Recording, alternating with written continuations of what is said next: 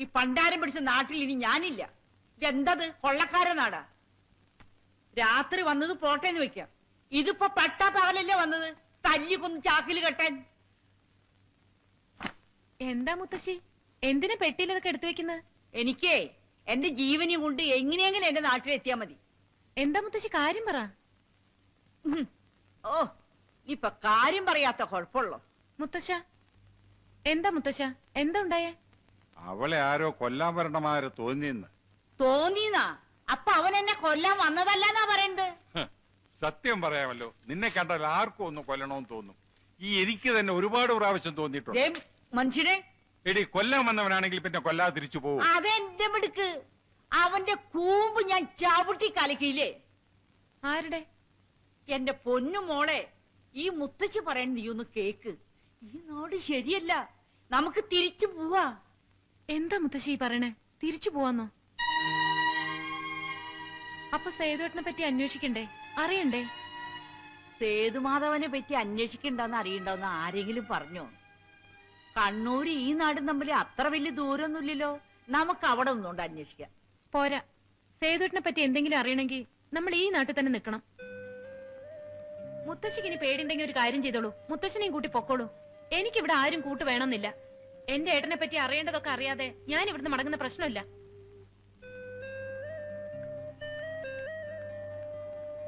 എന്റെ സേതുമാധവ, നീ എന്തിനാ ഈ നാട്ടിൽ വന്ന് താമസേ?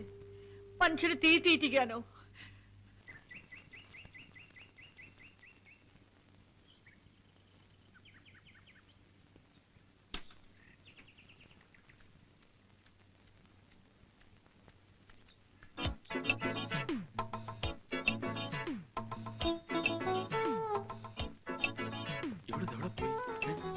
നോക്കി നീ ഇത് വഴി നോക്ക്. അവിടെ എന്തെങ്കിലും വിളിക്കണം.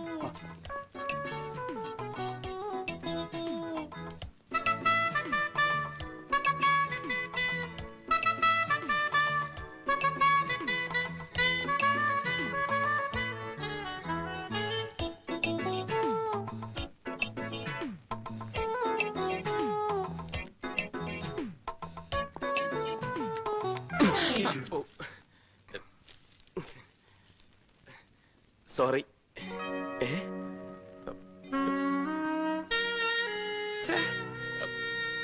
താങ്ക്സ്.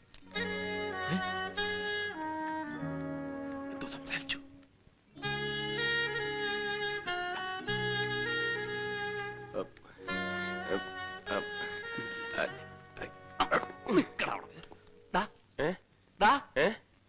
അവളെന്താ പറഞ്ഞത്? അവളെന്താ പറഞ്ഞതെന്ന്? I love you. Excuse me, ഈ പുസ്തകം ആരാ എടുത്തിരിക്കുന്നതെന്ന് എനിക്കൊന്ന് അറിയാൻ പറ്റുമോ?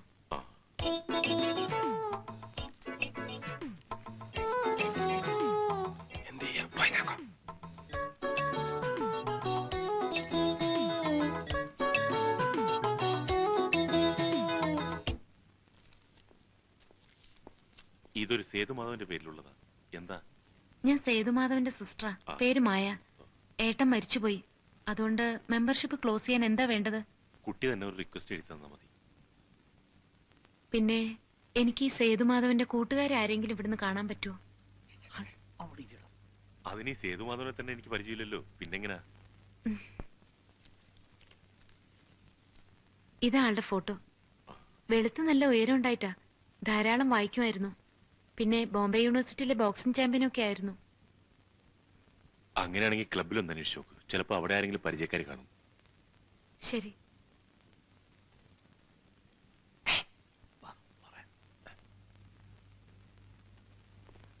ആ ബോക്സിംഗ് ചത്തുപോയത് ഒരേ കണക്കിന് നന്നായി. ഒന്നുമില്ലേ, ധൈര്യമായിട്ട് അവളുടെ പുറകെ നടക്കാമല്ലോ. എനിക്കൊരു ഐഡിയ. എന്താ? അവളുടെ ചത്തുപോയ ചേട്ടന്റെ കൂട്ടുകാര് നമ്മളാണെന്ന് അങ്ങോട്ട് കാച്ചിയാലോ? വേണ്ട വേണ്ട, നീ ഇന്നലെ ഒരു കാച്ചതിന്റെ ക്ഷീണവും കിതപ്പൊന്നും ഇതുവരെ വിട്ടു മാറിയിട്ടില്ല. മഹാദേവ, നമ്മുടെ കയ്യിൽ ഗ്ലാമർ ഉണ്ട്, അത് വെച്ച് നമ്മൾ അവൾ വീഴ്ത്തുന്നു. അല്ലാതെ അവന്റെ പെരട്ട തലേന്ന് വരുന്ന ഐഡിയ ഒന്നും നമുക്ക് വേണ്ട. എന്തായാലും ഉള്ള പേര് കൊള്ളാം, മായ. മായ, മായ മഹാദേവൻ. എന്താ എന്താ എന്താ? അല്ല, ഞാനൊന്ന് പറഞ്ഞു നോക്കായിരുന്നു. മായ മഹാദേവൻ, നല്ല ചേർച്ച ഉണ്ടല്ലേ? ചേർച്ച നിനക്ക് മാത്രമല്ല, മായ അപ്പുക്കുട്ടൻ എന്ന് പറഞ്ഞാലും ചേരും. മായ ഗോവിന്ദൻകുട്ടി എന്താ മോശമാണോ? മായ തോമസ് കുട്ടിയോ? അയ്യടാ അത് വേണ്ട. ഞങ്ങൾ ഹിന്ദുക്കളൊക്കെ ചത്തൊടുങ്ങിയിട്ട് മതി കണ്ട ക്രിസ്ത്യാനികളൊക്കെ പുറകെ പോകാൻ. ആ അല്ലേ മഹാദേവൻ നായരെ? അത് നോക്കി, അവളുടെ വണ്ടിയല്ലേ ഒരുത്തം കാറ്റൂട്ടി വിടണണ്ട. ഏതാടാ ഈ പിശാച്? പിശാചല്ലടാ, ദൈവദൂതൻ. ഇവനെ വെച്ച് നമുക്കൊരു കളി കളിക്കാം. വാ.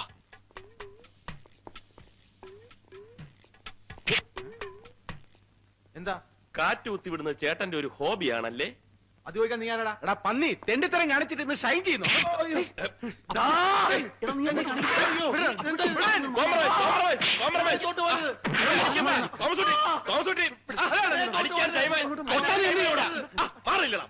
ചോദിക്കാനും പറയാനും ആളില്ലെന്ന് വിചാരിച്ചു അവനൊക്കെ.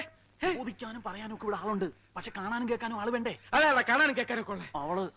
അവളിങ്ങോട്ട് വന്നേക്കട്ടാ, അവളെ മുമ്പിൽ വെച്ച് നമുക്ക് ചോദിക്കാം. ആ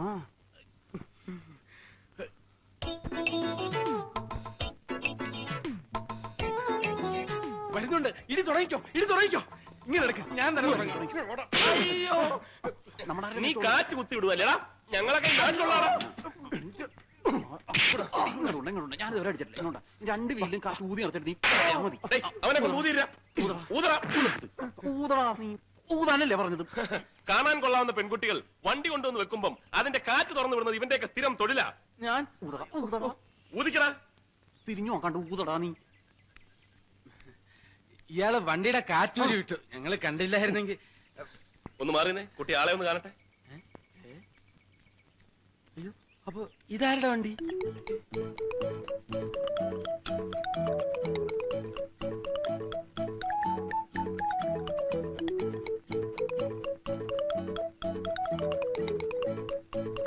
തോമസ് കുട്ടി വിട്ടോടാ.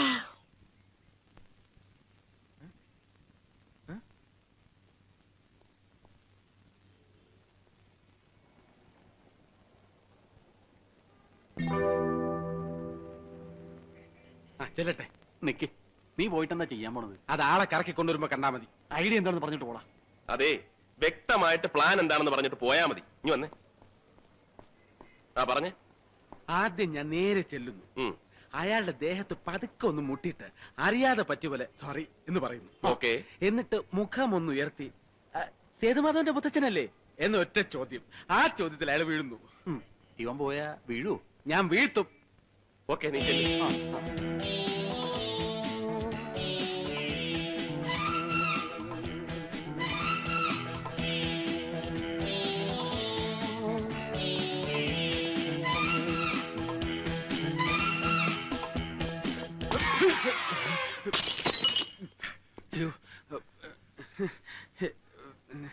എന്റെ അമ്മയെ നാട്ടിച്ച്.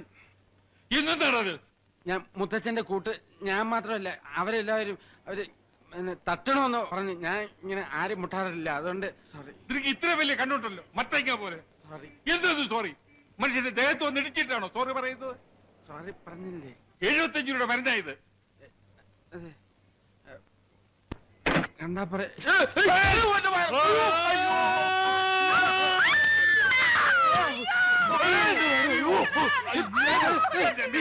താങ്ക് യു മനെ, താങ്ക് യു വെരി മച്ച്. താമസോട്ടെ വിട്ടോളാ.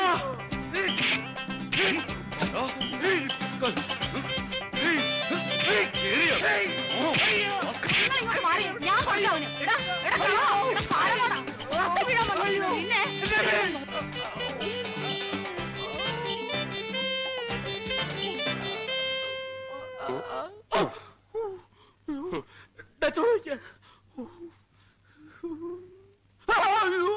ഇനിയിപ്പൊ കരഞ്ഞാ മതിയല്ലോ, നാണമില്ലാത്തവൻ. അയാളെ വീഴ്ത്താൻ ഞാൻ പോയാലേ ശരിയാവുള്ളൂ, വേറെ ആരും പോകണ്ട. എന്തൊരു ബഹളമായിരുന്നു. ഇപ്പൊ എന്തായടാ? അയാളെയും വീഴ്ത്തി, വഴിയെ പോയവരെയും വീഴ്ത്തി, നീയും വീണ് വയറും കീറിയപ്പോ സമാധാനമായല്ലോ. ചുമ്മാ ഇരിയടാ. ഡേ അപ്പുകുട്ടാ, ചോരയാണ് കണ്ടിരിക്കുന്നത്. അവളെ നിനക്ക് തന്നെ കിട്ടുന്ന ലക്ഷണമാ. എങ്കീച്ചില് വയറ്റത്തല്ല, എന്റെ ചങ്കി കയറിയാലും ഞാൻ സഹിക്കും.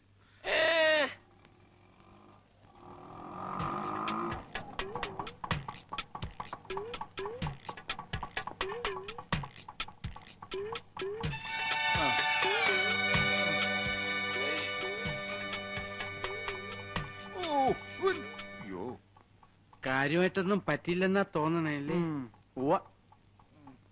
എന്റെ ദൈവമേ, എന്താ ഇത്? എന്താ പറ്റിയത്?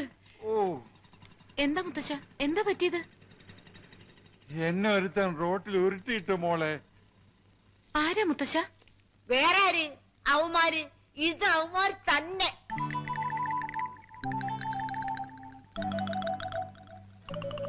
ഞാനെന്ന് പറഞ്ഞപ്പോഴേ നിങ്ങൾ എന്താ പറഞ്ഞത്?